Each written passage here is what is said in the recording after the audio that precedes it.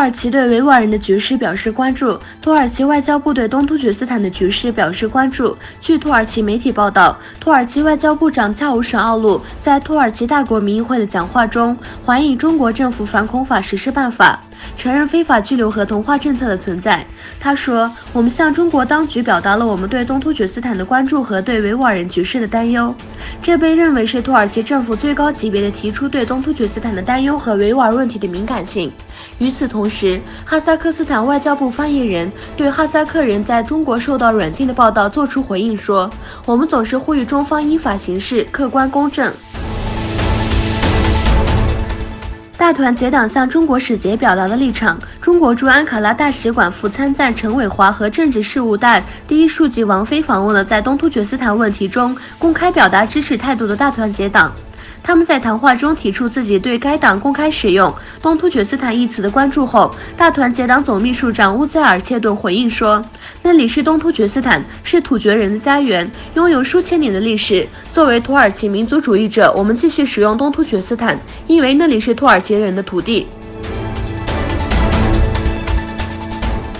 沙特将250名罗兴亚人驱逐到孟加拉国，这是里雅得今年发起的第2次驱逐出境。活动人士指出，这些罗兴亚人中大多数都有居住许可证，可以合法居住在沙特，但这些被关押在吉达舒麦斯拘留中心的被拘留者被当作犯罪分子对待。沙特停止向2011年后进入该国的罗兴亚人签发居留许可。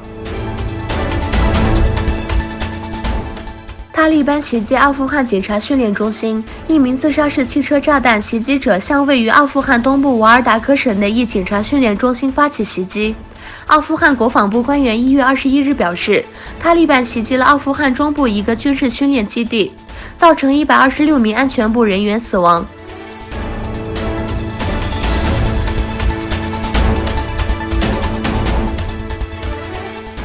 俄罗斯和北约大使齐聚布鲁塞尔。俄罗斯和北约成员国的大使将于周五在布鲁塞尔召开 INF 会议，安理会将与俄罗斯会晤以继续进行政治对话。会议日期是通过与莫斯科政府的谈判确定的。值得注意的是，会议将接近美国给予俄罗斯履行忠诚和力量协定义务的60天期限。